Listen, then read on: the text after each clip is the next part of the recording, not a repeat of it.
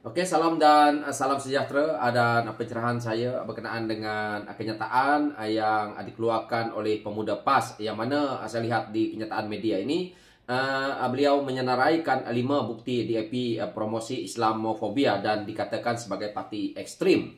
Jadi saya amat kecewa dengan pemuda PAS ini kerana sebagai tokoh muda dalam politik sepatutnya dia tidak menjeratkan diri dalam isu permainan politik keagamaan dan juga politik jual bangsa ni. Yang mana PAS itu adalah parti yang telah pun didaftar dengan ROS. Tetapi saya lihat sudah pun disalahgunakan oleh pimpinan PAS yang mana pemuda PAS ini juga dilihat juga begitu fanatik. Yang mana menyokong kenyataan presidennya apabila menuduh parti DAP itu sebagai parti ekstrim dan mempromosi Islamofobia. Apa yang kita lihat, PAS berada dalam kerajaan. Mereka tidak berbunyi pun tentang isu DAP ini. Kenapa PAS ada dalam kerajaan dan tidak mengambil tindakan? Yang mana kita tahu juga Menteri KDN adalah daripada komponen Perikatan Nasional itu tidak membuat apa-apa tindakan kepada DAP. So, apa yang dikatakan oleh pemuda PAS ni pada saya, satu pembohongan, satu yang boleh mengelirukan rakyat kerana dia mengungkit perkara-perkara yang dah lepas, perkara-perkara yang dah bertahun-tahun. Pilihan raya baru dia keluarkan. Kenapa perkara ini berlaku? Di sini jelas menunjukkan bahawa pemuda PAS ini pada saya kurang cerdik, kurang ilmu, tetapi menggunakan isu permainan agama dan juga kaum untuk mempengaruhi undi semata-mata untuk kemenangan yang pada saya dengan taktik kotor. Jadi, saya harap kenyataan yang dikeluarkan oleh pemuda PAS ini juga boleh kita siasat. PAS jangan hari ini berdabik dada. Kerana kerajaan yang ada hari ini adalah Perdana Menterinya Datuk Seri Anwar Ibrahim. Dan lepas ini saya rasa kita boleh keluarkan akta baru yang mana siapa menghasut dalam negara ni sumbat dalam penjara.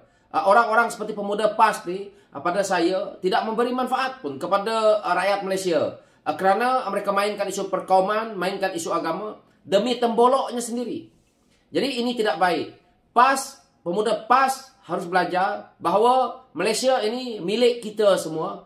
Yang mana kita dah ikut perlembagaan termaktub hak-hak istimewa orang Melayu, hak-hak agama Islam, hak-hak Raja Melayu. Yang mana itu adalah ada dalam perlembagaan mana-mana parti. Dan kenapa PAS mainkan isu ini? PAS hari ini ketandusan idea, PAS hari ini nak memecah belahkan Pakatan Harapan tu dengan harapan dia agar komponen parti yang kita dah buat dalam kerajaan hari ini, iaitu kerajaan perpaduan ini terpecah. Akhirnya nanti dia rasa seperti mana yang dia bentuk dahulu, iaitu kerajaan pintu belakang tu, yang langkah Sheraton tu, yang dia rasa tidak nak bawa DAP. Tetapi permainan yang hendak dibuat oleh pemimpin-pemimpin PAS ni sudah ketinggalan zaman, sudah dapat dihidu. Sebab itu, yang mana saya ulang-ulang, RUU Anti-Lompat Parti itu telah pun menghalang kerja busuk, kerja buruk yang cuba dibuat oleh pemimpin PAS termasuk pemuda PAS ni. Kita tengok ya, sekarang ini dia rasa bahawa dia nak menghasut supaya DAP itu dikeluarkan daripada kerajaan dan akhirnya mereka nak bergabung bersama. Itu adalah niatnya. Dia cuba mainkan isu DAP ini kerana itu satu-satunya jalan untuk mereka menyelinap ataupun untuk mereka nak memberi kepercayaan kepada pemimpin-pemimpin yang beragama Islam ataupun orang Melayu ni tadi berkumpul sekali lagi dan akhirnya mereka akan jual kerajaan Melayu Islam dan ada PAS di dalam. Dan apa keuntungannya? Tidak memberi manfaat kepada rakyat, tetapi memberi manfaat kepada pimpinan PAS termasuk pemuda PAS ni yang akan nanti mereka akan berebut jawatan senator lantikan, jawatan GLC, menteri, jawatan duta khas bertaraf menteri. Inikah pemimpin, inikah yang kita rakyat Malaysia mahu?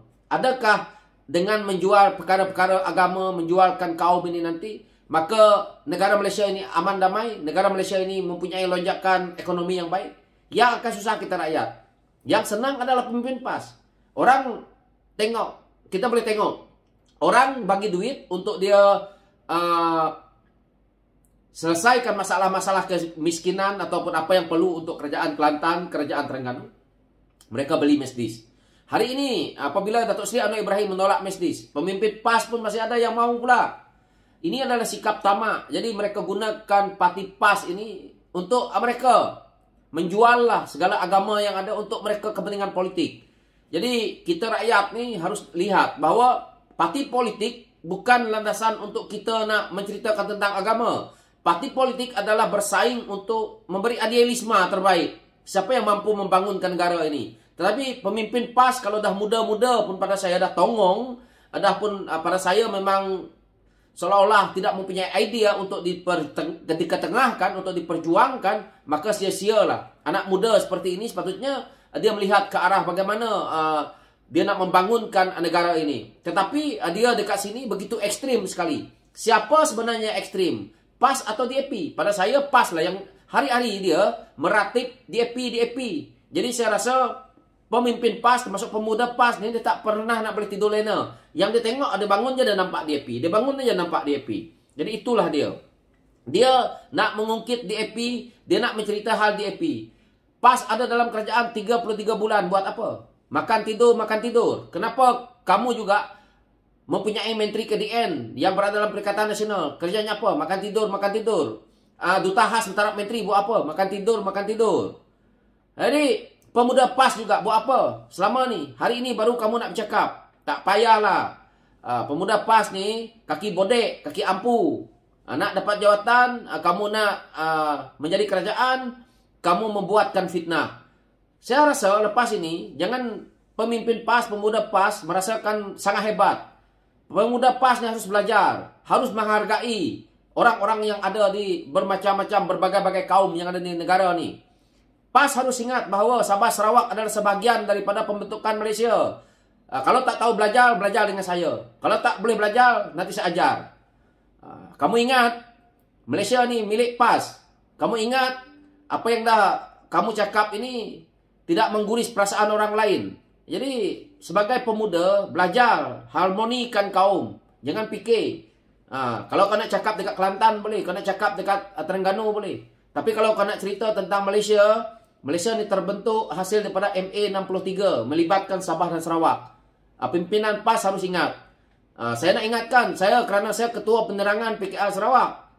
PAS dekat Sarawak ni kalau ada kami humbannya dalam tu, Sungai Sarawak tu. Tidak penting. Kami di Sarawak hendak keharmonian, berbilang kaum, berbilang agama. Kami tidak nak perkara-perkara seperti yang PAS mainkan ini, resis. Yang mana kita tahu orang-orang di Sarawak ni ramai yang sekolah dekat St. Joseph, St. Thomas. Orang-orang Melayu Sarawak pergi sekolah dekat sekolah Kristian, tak ada isu. Ramai pemimpin Sarawak yang Melayu tu lahirnya daripada sekolah Kristian, tak ada isu. Begitu juga pemimpin-pemimpin yang lain. Jadi kami tak ada isu di sini. Berniaga yang halal haram ni di Sarawak tak ada isu. Jadi jangan pemimpin PAS mainkan isu-isu perkauman ni, tak bagus.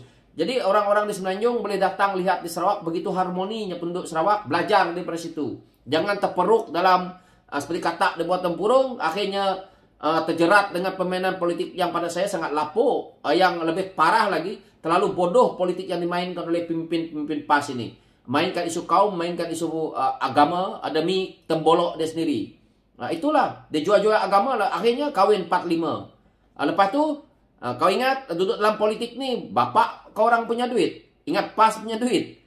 Duit yang kau orang dibayar gaji itu, duit rakyat.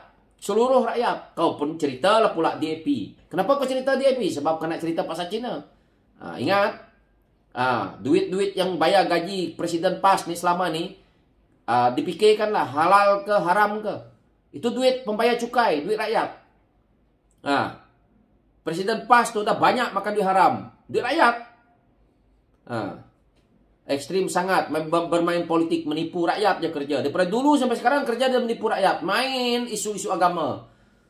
Saya harap ni Pakatan Harapan atau bersama dengan BN, bersama dengan Kerajaan Perpaduan ni, buat akta baru. Siapa yang mainkan isu perkauman, mainkan isu agama, terus tangkap, sumbat dalam penjara. Termasuklah orang-orang seperti ini tadi. Biar padan muka diorang. Kau ingat ni kerajaan kau punya. Tu presiden saya yang jadi Perdana Menteri sekarang ni. Jangan mimpi Presiden PAS boleh jadi Perdana Menteri. Jadi menteri pun tak layak. Letak tu yang orang letak dia jadi apa tu, duta khas bertaraf menteri. Makan gaji buta. Itulah standard dia Presiden PAS. Sekian, terima kasih. Saya kritik memang padat lah, padan muka.